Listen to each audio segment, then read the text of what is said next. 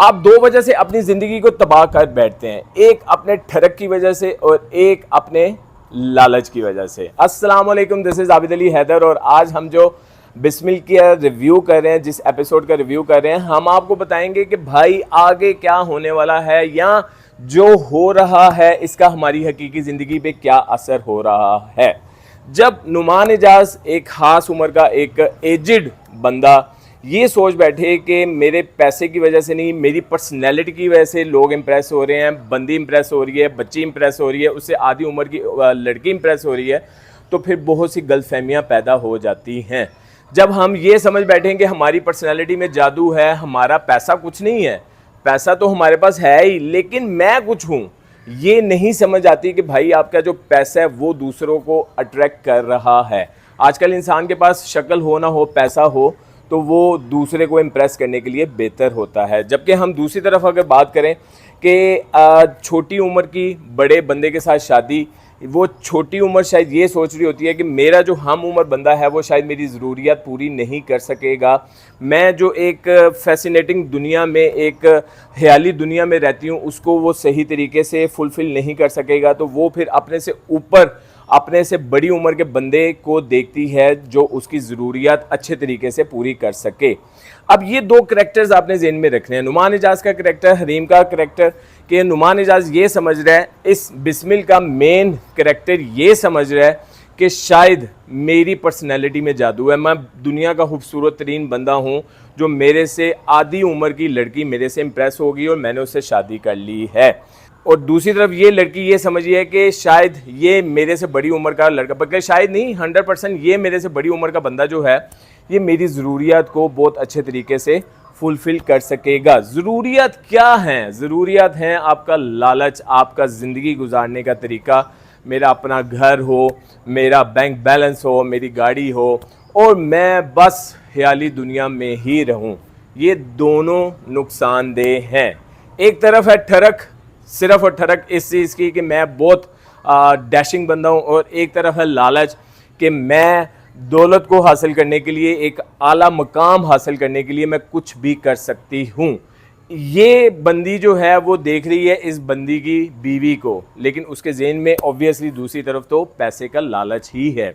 ये बंदा जो है वो देख रहा है इस बंदी की खूबसूरती को और अपने आप से इम्प्रेस हो रहा है कि मेरी पर्सनैलिटी डैशिंग है, मैं हीरो हूँ, मैं दुनिया का खूबसूरत तरीन बंदा हूँ कि एक छोटी उम्र की बंदी मेरे से इम्प्रेस हो रही है। दोनों एक ख्याली दुनिया में हैं। इस ख्याली दुनिया का नुकसान क्या है? इसकी भी ज़िंदगी तबाह, इसकी भी ज़िंदगी तबाह। अच्छा, ये ज़िंदगी सिर्फ इनकी हद तक नहीं है, ये ज़िंदगी आगे इनके बच्चों तक जाएगी। जब नुमान एजाज की ज़िंदगी डिस्टर्ब होगी तो ऑब्वियसली उसका सबसे ज़्यादा नेगेटिव इम्प्रेशन जो है उसकी औलाद पे पड़ेगा, और जब इस बंदी की ज़िंदगी तबाह होगी तो इसका सबसे नेगेटिव इम्प्रेशन हमारी आने वाली नस्ल पे पड़ेगा। क्यों? वो इस वजह से कि जब ये बंदी इंजॉय करी अपनी लाइफ को, तो हमने तो एपिसोड वहीं तक देखा है और हम लग गए हकीकी ज़िंदगी में इसको फॉलो करने। इसको फॉलो करने के चक्कर में हम भी अपने से बड़ी उम्र का बंदा देखना शुरू कर देंगे, पैसा देखना शुरू कर देंगे और भूल जाएंगे कि एट दी एंड बिस्मिल के ड्रामे में क्या हुआ है, एट दी एंड इस फिक्शन लाइफ में क्या हुआ है, जो कि हकीकत में भी ऐसा ही होता है। कोई भी बंदा अपनी पर्सनल लाइफ अपने बच्चों को सरवाइव नहीं कर सकता, और अपनी लाइफ को, अपने बच्चों को ज़िंदा रखने के लिए वो हर हद से गुजर जाता है। लेकिन हम तो एंड देखेंगे नहीं, हमने तो इस फैसिनेटिंग दुनिया को, इस फिक्शन दुनिया को यहीं तक देखना है और अपने ऊपर मुसल्लत कर लेना है और ज़िंदगी की दौर में शामिल हो जाना है।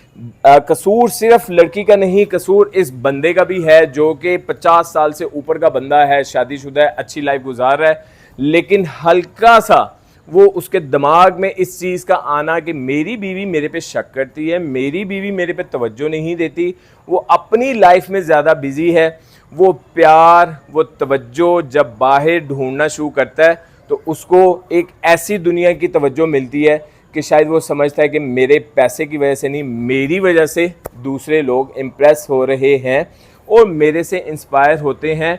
इस वजह से वो इस दलदल में घुस जाता है। दलदल में घुसना आसान होता है, लेकिन वहाँ से निकलना हर एक के बस की बात नहीं है। यही हमारा मकसद है कि आप या तो जो मीडिया पे ड्रामाज वगैरह आते हैं उनका एंड लाजमी देखें, क्योंकि हमें उम्मीद है कि बिस्मिल का जो भी एंड होगा वो हमारे लिए एक सबक आमूज होगा।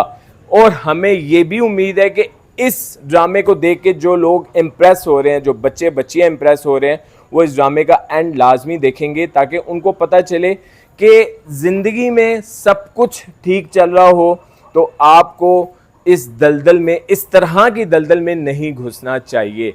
पेरेंट्स का कहना मानना चाहिए और जब आप खुद पेरेंट्स बन जाएं तो फिर अपनी जिम्मेदारियों की तरफ देखना चाहिए।